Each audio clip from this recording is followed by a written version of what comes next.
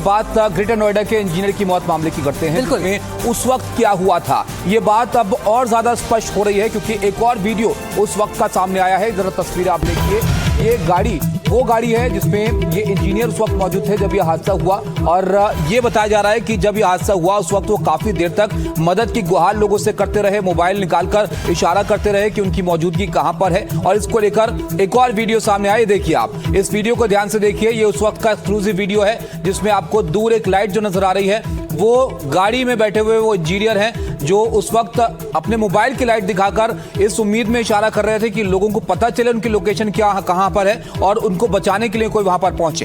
तो यहाँ पर युवराज मेहता की मौत के मामले में एक बड़ी और महत्वपूर्ण ये तस्वीर यहाँ पर है जो सामने आई है, जिसमें युवराज को बचाने की कोशिश करते हुए यहाँ पर कुछ बचाव कर्मी नजर आ रहे हैं। लेकिन वो तस्वीर जो आखिरी पलों की तस्वीर है, जब युवराज अपने मोबाइल का फ्लैश लाइट जलाकर, टॉर्च जलाकर खड़े हुए थे और वो अपनी लोकेशन बता रहे थे कि मैं यहाँ पर मौजूद हूँ और यहाँ पर मुझे बचाया जाए। और यहाँ से हम देख भी सकते हैं कि टॉर्च के जरिए उनको लोकेट भी किया जा रहा है। पीछे से बड़ा एक टॉर्च यहाँ पर जो सुरक्षा कर्मी है, बचाव कर्मी है, वो जलाकर उसकी तरफ लगा रहे हैं, लाइट लगाने की कोशिश, ताकि पता लगाया जा सके कि वो कितनी दूर है। लेकिन ये सारी कवायद जो है ये नाकाफी और बेमानी साबित हुई, क्योंकि युवराज अब इस दुनिया में नहीं है। उनके परिवार पर दुखों का पहाड़ यहाँ पर टूट पड़ा है। तो ये तस्वीरें आप यहाँ पर देखिए, ये वो तस्वीरें हैं जब यहाँ पर बचाव कर्मी जो हैं और वो वहाँ पर फ्लैश लाइट जो टॉर्च नजर आ रहा है, वो युवराज मेहता हैं जो अपनी गाड़ी पर उस वक्त बैठे हुए हैं। और ताबिश, ये बहुत महत्वपूर्ण वो लम्हा था, यहीं पर शायद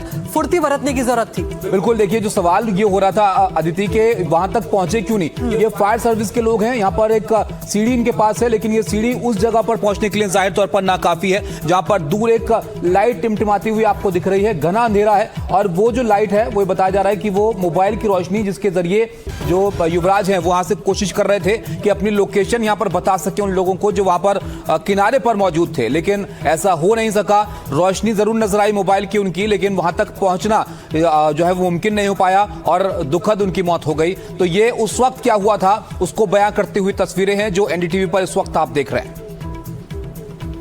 तो युवराज मेहता 27 साल के सॉफ्टवेयर इंजीनियर जो उस वक्त देर रात अपने घर से निकले थे और उसके बाद जिस रास्ते से वो निकल रहे थे, घना कोहरा वहां पर था और उसके बाद 150 सेक्टर जो था वहां पर आते आते एक रास्ते से उनकी गाड़ी जो है इस तरह से आगे बढ़ी कि वो सीधे इस नाली के जरिए इस बड़े गड्ढे में जा गिरी, जहां पर पानी ही पानी भरा हुआ था। इस मामले में बिल्डर को भी अब गिरफ्तार कर लिया गया, उसे रिमांड पर भेज दिया गया। एक और बिल्डर की तलाश यहां पर की जा रही है। लेकिन ये तस्वीरें काफी परेशान करने वाली इसलिए भी है क्योंकि ये आखिरी पलों का वीडियो है जब युवराज मेहता कहीं ना कहीं ये उम्मीद बांधे बैठे थे, ताबिश, कि अब शायद जब बचाव कर्मी यहाँ पहुंच ही चुके हैं तो वो हर हालत में बच जाएंगे। बिल्कुल अदिति, और ये कहते हैं ना कि देखिए कोई इंसान कितनी कोशिश अपनी तरफ से कर सकता है, इसको आप देखेंगे तो ये बहुत ही तकलीफ देने वाला एक मंजर है जिसकी तस्दीक करते हुए ये तस्वीरें हैं, जिसमें युवराज जो गाड़ी में वहां पर फंसे थे, उनको जब एहसास हुआ कि इस तरह से हादसा हो गया है उनके साथ, तो सोचिए आप गाड़ी की सनरूफ खुली हुई दिखी है जो गाड़ी निकाली गई है,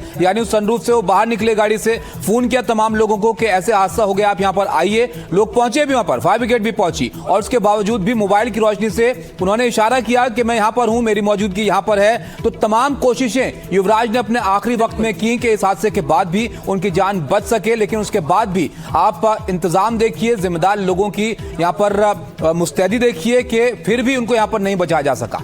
और ये तस्वीरें जो हैं ये इसलिए भी परेशान करने वाली है, ताबिश, क्योंकि जो बात आप कह रहे हैं कि आखिरी पलों में युवराज गिरने के बावजूद, हादसे के बावजूद जो कर सकते थे उन्होंने कर लिया। अपना सनरूफ खोलकर वो बाहर भी आ गए, क्योंकि गाड़ी जो है वो पूरी लॉक हो जाती है ऐसे वक्त में। उसके बाद वो बाहर आ जाते हैं अपनी लोकेशन बताने के लिए। वो टॉर्च की लाइट जलाकर बैठे हुए हैं गाड़ी पर। उनके लिए वो स्थिति बहुत खतरनाक होगी। उन्हें पता होगा कि ये बिल्कुल जिंदगी और मौत के बीच में मैं फंसा हुआ हूँ। अपने पिता को वो कॉल करते हैं और वो कहते हैं कि मुझे बचा लीजिए, मेरी गाड़ी जो है वो धीरे धीरे करके डूब रही है। बेतहाशा उनके पिता बता रहे हैं कि वो यहां वहां होकर बेसुध घूम रहे थे, वो लोगों से मदद मांग रहे थे कि किसी तरह मेरे बेटे को बचा लो।